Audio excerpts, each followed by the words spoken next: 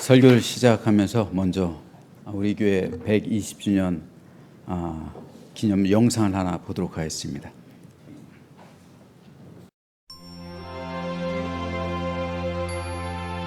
마가의 다락방에서 초대교회가 시작되었던 것처럼 제암교회는 1905년 8월 5일 안종우 권사의 집 사랑방에서 시작되었습니다. 제암교회는 향남 지역의 가장 오래된 교회로서 향남 일대 여러 교회들의 모교회로서의 사명을 감당해오고 있습니다. 1919년 3월 1일 대한독립만세운동이 전국적으로 확산되면서 제암교회는 태극기를 몰래 만들며 향남 지역 독립만세운동에 선봉에 섰습니다. 그러던 4월 15일 바란주재소 일경들과 헌병들이 독립운동을 진압하면서 너무 심하게 매질한 것을 사과하려 한다는 이유로 15세 이상 교인들과 주민들을 예배당에 모이도록 하였습니다. 하지만 그때 일병과 헌병들은 예배당 문에 못질을 하고 불을 지르고 총과 칼로 학살을 자행하였습니다. 이에 교회 안에서 21명, 교회들에서는 부인 2명, 모두 23분이 희생을 당하셨습니다. 이 일로 제암교회는 예수 믿다 망한 교회, 예수 믿다 망한 동네라는 멸시와 환난을 겪었습니다. 하지만 그 가운데에서도 신앙을 지킨 성도들과 당시 수원지방 감리사였던 노블 선교사의 도움으로 사건이 일어난 지 3개월 만에 초가 8간의 두 번째 교회를 재건하였습니다. 1938년 9월 29일 벽돌을 쌓고 기와 지붕을 얹은 세 번째 교회가 준공되었습니다. 일제에 의한 학살 사건 이후 제암교회는 상처와 아픔 가운데 많은 성도들이 교회를 떠나고 1년 동안 한두 명의 교육자 이동이 있었을 만큼 어려움을 겪었습니다. 하지만 잘라진 그루터기에서 돋아나는 새순과 같이 힘차게 성장하는 믿음을 가지고 신앙을 이어왔습니다. 1965년 10월 28일 일본에서 처음으로 오야마 레이지 목사를 비롯한 일본인들이 제암리를 방문하였습니다.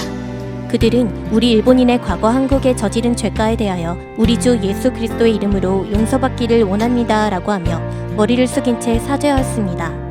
그리고 이후 1967년 12월 일본 기독교계에서 한국제암교회 속죄위원회를 결성하여 1천만 엔을 모금하여 전달하였습니다. 사랑의 마음으로 그들을 용서하고 사죄의 의미로 전한 모금액으로 제암리 유족회관과 제암교회 및 기념관을 새롭게 건립하였습니다.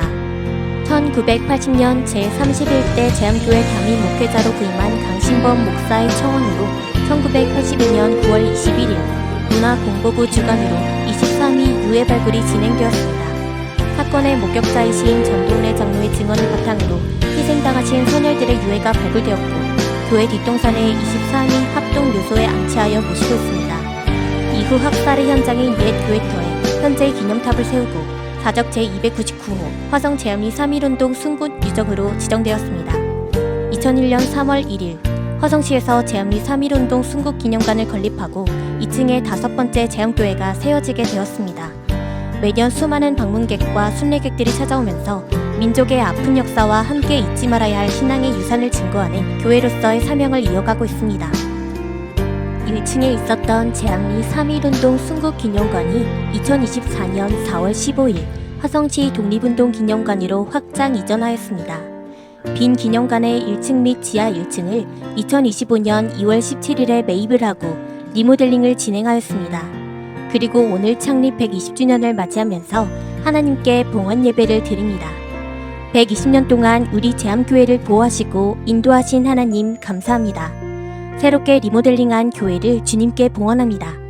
주님 오실 그날까지 새 시대의 새 사명, 더 큰 사명을 온전히 감당하며 쓰임받는 교회가 되기를 소망합니다.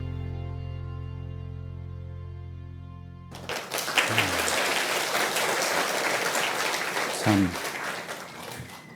120년 동안을 이어온다는 것은 기적입니다. 더군다나 우리 교회처럼 아픈 역사를 간직하고서 120년의 세월을 우리가 이어왔다는 것은 하나님의 은혜요, 하나님의 손길이 아니면 도무지 이해할 수도 없고 도무지 생각할 수도 없는 그런 일입니다. 특별히 오늘 본문에서 모세는 이스라엘 백성에게 옛날을 기억하고 역대의 연대를 생각하라고 말합니다. 이스라엘에게 있어서 옛날이란 애굽에서 종이 되었던 날이었고 이것은 결코 좋은 기억은 아닙니다. 그런데 왜 모세는 이스라엘 백성에게 너희와 너희 선조들이 한때 애굽에서 종이었던 그 옛날을 기억하라 말하고 있을까요? 그것은 지금 우리가 누리고 있는 자유와 행복은 그 기억 위에 기초해야 하기 때문입니다. 하나님께서 은혜를 베풀지 않았다면 이스라엘 백성은 여전히 애굽에서 종노릇하고 있었을 겁니다. 그러므로 이스라엘 백성이 가나안 땅에서의 행복과 기쁨의 삶을 살아가는 것은 절대적으로 하나님의 은혜 때문이었습니다. 우리 교회 역시 마찬가지고 이 나라 민족 역시 동일합니다.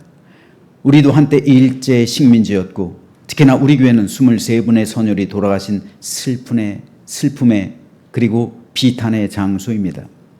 하지만 오늘의 우리가 자유와 기쁨의 삶을 살아가는 것은 전적으로 하나님의 은혜 때문입니다. 따라서 우리는 옛날 일을 기억하며 하나님의 은혜를 생각해야 합니다. 그래야 오늘의 우리의 현재와 위치를 발견하게 됩니다. 우리 교회는 그런 차원에 있어서 역사의 현장입니다. 23분의 생명이 한 교회에서 죽임당하고 마을 전체가 폐허가 되고 교회가 모든 백성에게 원망의 대상이 되었다면 그 교회가 어떻게 되었을까요? 더 이상 존속하기 어려웠을 겁니다. 하지만 그럼에도 불구하고 우리 교회는 지금까지도 존속하고 있습니다. 올해로 우리 교회는 창립 120주년 주일을 맞이하고 있고 오늘이 그 기념 주일입니다. 어려움과 절망 속에서도 버텨낼 수 있었던 것은 하나님께서 절망과 고통 가운데서도 우리 교회와 함께 하셨기 때문이고 우리에게 희망을 주셨기 때문입니다. 어려움과 고난은 누구에게나 있습니다. 하지만 그 순간 하나님께서 함께 하시면 그 모든 어려움 가운데서도 이겨낼 수 있고 버텨낼 수 있고 새로운 희망과 용기를 가질 수 있습니다. 지금 이 자리에 나온 성도들 가운데 현실의 고난과 어려움으로 인해 고통받고 있는 분이 있습니까? 경제적인 어려움이나 사업과 일터가 형통하지 못해서 절망 가운데 계신 분이 있습니까? 가정의 문제와 자녀의 문제로 인해 힘들어하시는 분이 있습니까?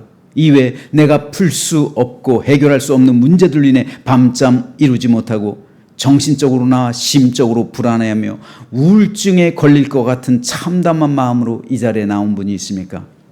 그렇다면 여러분 지금 현재 앉아있는 이 자리는 바로 고난 속에서도 버텨낸 자리라는 사실을 기억하시길 바랍니다. 죽음의 두려움과 생이별의 아픔과 모든 것을 잃어버린 절망 가운데서도 함께 하신 하나님의 은혜가 서려 있는 자리에 지금 여러분은 앉아 있습니다. 그러므로 여러분이 앉아 있는 이 자리는 희망의 자리입니다. 괴로움과 절망과 역경과 아픔 속을 견뎌내고 일어선 소망의 자리요 하나님께서 함께 하신 증거의 자리입니다. 우리가 이 자리에 앉아 있다는 것은 역사를 통해 흐르는 하나님의 은혜에 참여하고 있다는 것이요 죽음으로 애국을 실천하고 하나님 나라에 이른 우리 선조들의 믿음에 동참하고 있다는 것이요 고난 속에서도 믿음을 이어간 후손들의 정신을 이어가고 있는 것입니다. 그러므로 우리 교회는 희망의 교회입니다.